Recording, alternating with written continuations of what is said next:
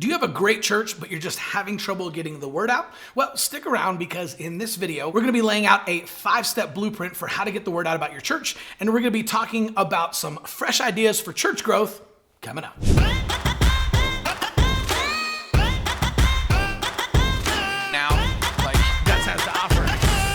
Hey, what's up, y'all? My name is Chris Abbott, but all my friends just call me Abbo. And in this channel, we are dedicated to giving you practical strategies and tactics in order to be able to reach more people for Jesus. So in this video, we're gonna specifically be focusing more on the digital side of things, and we're gonna be laying out a 5-step blueprint that you can implement at your church in order to get the word out, reach more people, and grow your church. Now, there are a lot of churches who have used this exact blueprint in order to attract new visitors and new families to their church. In fact, we saw a church plant that literally went from 0 to 200 people in only 5 months using this exact blueprint. And we saw a church of 350 that was actually moving buildings go from 350 to 800 in only 4 weeks, which is pretty cool. And we also saw a brand new church plant get 300 people and 67 plan-your visits to their very first service using this blueprint. So let's talk about how you can implement this at your church. And let's dive in. All right, step number 1 is you want to run Facebook and Instagram ads.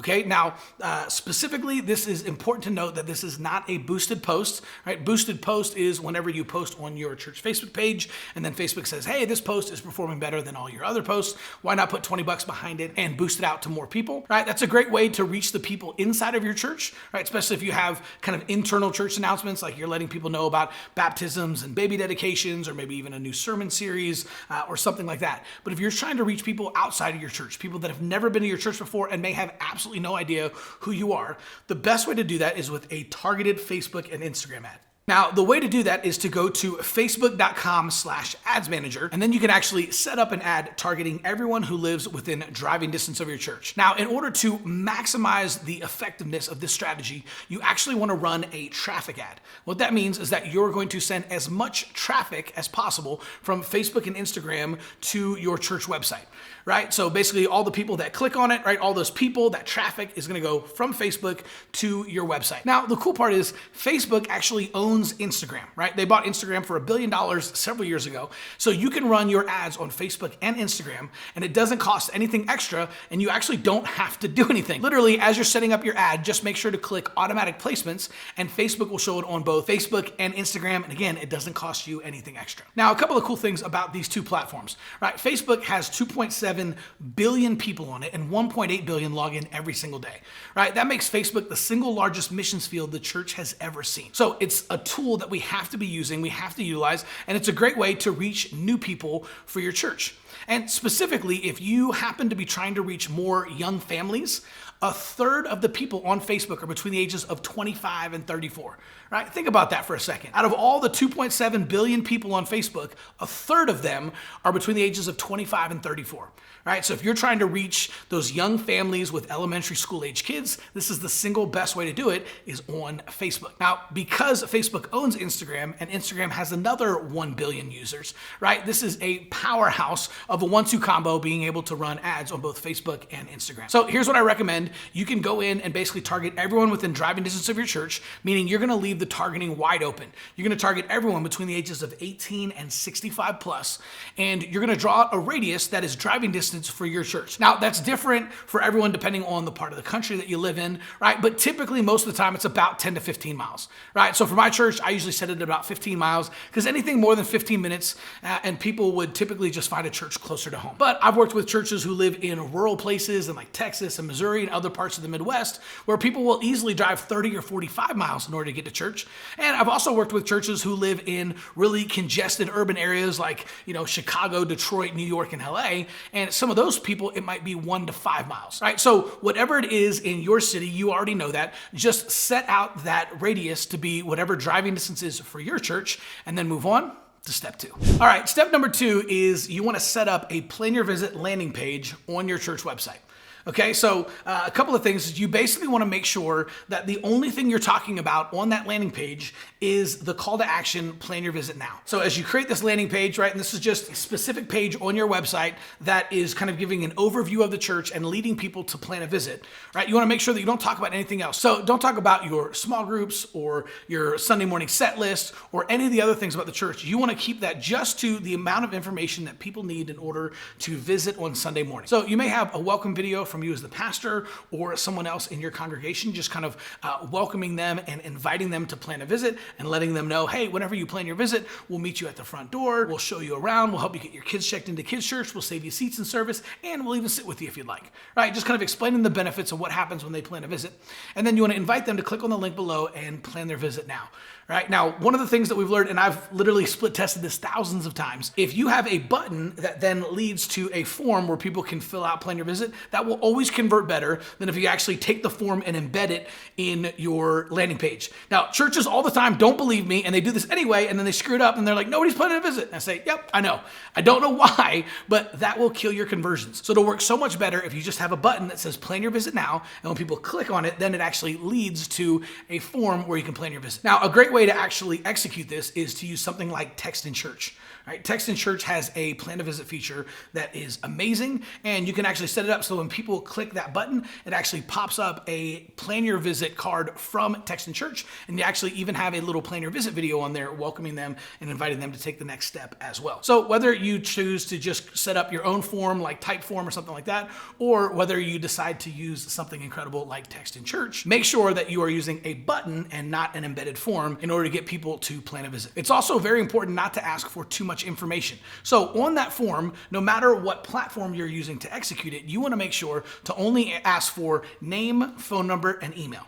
Okay? Those three pieces of information, don't ask for anything more. The more personal information you ask from people, the lower your conversion rate is going to be. So if you go in there and ask for like the make and model of their car and the license plate number and the ages of their kids and what their birthdays are and what their names are, nobody's going to fill that stuff out, right? Like nobody wants to give away that much information, even to a church. So the best thing to do is ask for three pieces of information: name, email, phone number, and that's it. Okay, so before I get to my last couple of points, make sure to like and subscribe to the channel. We put out brand new videos every single day, 5 days a week. And if you subscribe and hit that little bell notification, then you'll get notified every single time we drop a new video. All right, step number 3 is plan your visit. Right? So you just set up your plan your visit landing page. Now what you want to do is you want to launch a plan your visit ministry. And this is really simple. Mark Twain said that the man who grabs a cat by the tail knows 80% more about cats than the man who doesn't. And I've seen this play out hundreds of times all across the country.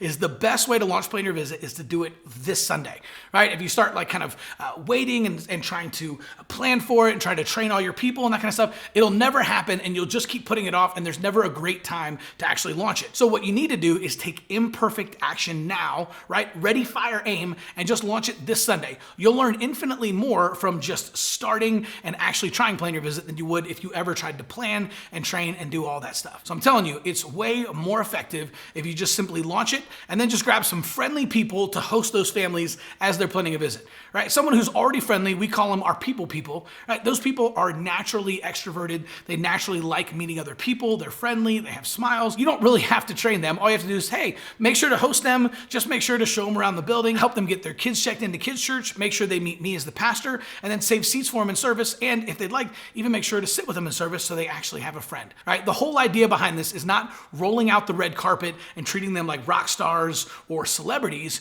You actually want to make them feel like family. So that's a really important caveat. It's not VIP, it's family. Now, when we first discovered this and started doing plan your visit at my church, we actually increased our first-time visitors by 42% the first month, 60% in the second month, 87% in the third month, and 113% increase in visitors in the fourth month. All right, this can absolutely change everything, and it will even shorten your assimilation cycle as well. Ours went from about 3 months is the average time that it took for a new visitor to assimilate and actually join the church. It went from 3 months to 3 weeks when we started implementing plan your visit. And that is pretty darn cool. All right, step number 4 is the Monday morning selfie video. And this is pretty simple. All you're gonna do is you're going to take all of the Connect cards from everybody that visited on Sunday, and Monday morning, you're just gonna create a selfie video, personalized selfie video for every single one of those people. So if you had 5 visitors on Sunday, you're gonna create 5 videos, and all you're gonna do is hold your phone up, right? And I would recommend actually shooting it vertically instead of horizontally, right? Because it's selfie style, and that's how people communicate these days,